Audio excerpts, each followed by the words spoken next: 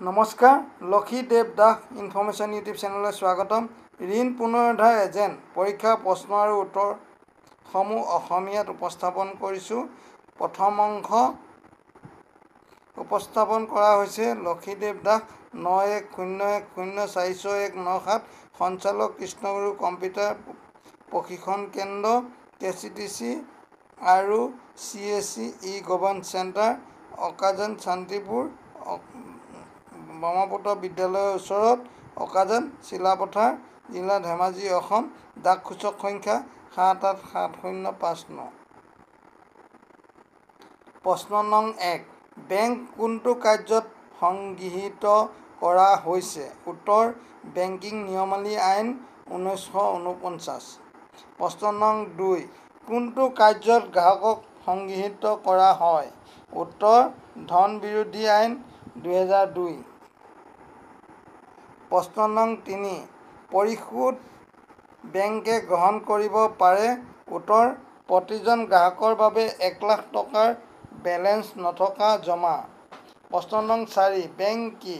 উত্তৰ, কোনো ৰাজহুৱাৰ পৰা জমা গ্ৰহণ কৰে আৰু উৎপাদনশীল উদ্দেশ্যৰ বাবে দৰিদ্ৰ লোকসকলক একে ঋণ দিয়ে। প্ৰশ্ন নং 5, ভাৰতৰ সকলো বেংকৰ ওপৰত কেন্দ্ৰীভূত সংস্থা কোনটো? উত্তৰ, ভাৰতীয় ৰিজাৰ্ভ বেংক। প্ৰশ্ন নং 6, যেতিয়া ভাৰতীয় ৰিজাৰ্ভ বেংকে কাম আৰম্ভ কৰিছিল?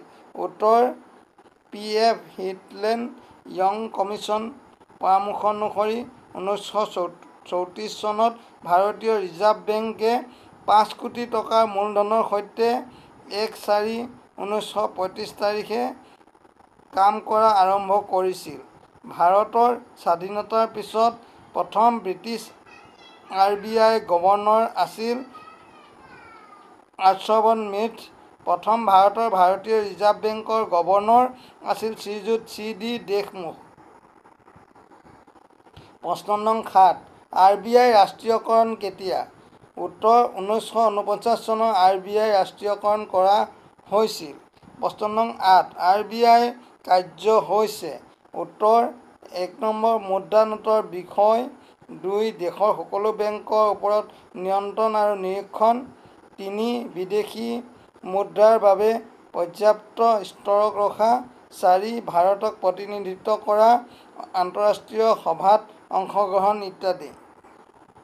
প্ৰশ্ন নং 9, বেংকৰ শ্ৰেণী বিভাজন। উত্তৰ, বেংকৰ শ্ৰেণী বিভাজন হৈছে: 1, বাণিজ্যিক বেংক বা ৰাজহুৱা খণ্ডৰ বেংক; 2, ব্যক্তিগত খণ্ডৰ বেংক আৰু 3, সমবায় বেংক।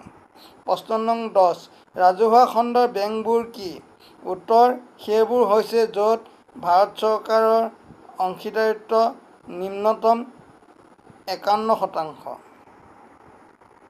প্ৰশ্ন নং 11, অনুসূচী বেংক কি? উত্তৰ, RBI আইন 1934 ৰ আইলেণ্ড অনুসূচীত তালিকাভুক্ত বেংকবোৰ।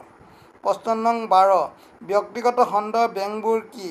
উত্তৰ, 1991 পৰা 92 চনত ভাৰতীয় ৰিজাৰ্ভ বেংকে ভাৰতত বেংকিং ব্যৱসায় আৰম্ভ কৰিবলৈ ব্যক্তিগত খণ্ডৰ 10টা বেংকক জাৰি কৰিছিল। ICICI লিমিটেড মুম্বাইৰ প্ৰথম খোলা কম্পিউটাৰাইজ শাখা আছিল। শাখাটো খোলা হৈছিল টেকনো ছেভি আৰু গ্ৰাহক অনুকূল কিয়নো এনে ICICI বেংক প্ৰথম প্ৰজন্মৰ বেংক বুলি কোৱা হয়। প্ৰশ্ন নং 13, ভাৰতীয় ৰিজাৰ্ভ বেংক হৈছে নেকি? উত্তৰ, বেংকাৰ বেংক বুলিও জনা যায়। প্ৰশ্ন নং 14, ৰাজহুৱা খণ্ড আৰু ব্যক্তিগত খণ্ডৰ বেংকসমূহৰ মূলমন্ত্ৰ কি? উত্তৰ, উপাৰ্জন আৰু লাভ কৰিবলৈ। প্ৰশ্ন নং 15, ভাৰতীয় আটাইতকৈ ডাঙৰ বাণিজ্যিক বেংক কোনটো? উত্তৰ, ভাৰতীয় আটাইতকৈ ডাঙৰ বাণিজ্যিক বেংক হৈছে ভাৰতীয় ষ্টেট বেংক। 1955 চনৰ 1 জুলাইত কোনে কাম কৰা আৰম্ভ কৰিছিল? ইয়াৰ নিজা কাৰ্য যেনে SBI আইন 1955 SBI 1955 চনৰ 1 জুলাইত ৰাষ্ট্ৰীয়কৰণ কৰিছিল। ইয়াক ভাৰতীয় ৰিজাৰ্ভ বেংকৰ এজেণ্ট বুলিও কোৱা হয়। প্ৰশ্ন নং 16 14টা বেংকৰ ৰাষ্ট্ৰীয়কৰণ কৰা হৈছিল নেকি? উত্তৰ 19 জুলাইত 1969, যাৰ মূলধন আছিল 50 কোটি টকা আৰু অধিক।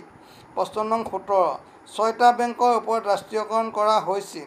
উত্তৰ 1 এপ্ৰিল 1980, যাৰ মূলধন আছিল 200 কোটি টকা আৰু অধিক।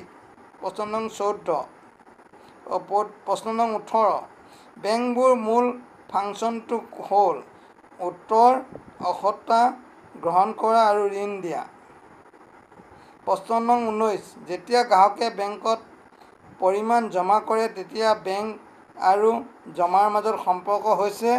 উত্তৰ ঋণদাতা আৰু ঋণদাতা। প্ৰশ্ন নং 20 যেতিয়া বেংকে গ্ৰাহকক ঋণ প্ৰদান কৰে বেংক আৰু ঋণ লওঁতাৰ মাজৰ সম্পৰ্ক হৈছে? উত্তৰ ঋণদাতা আৰু ঋণদাতা গ্ৰাহক।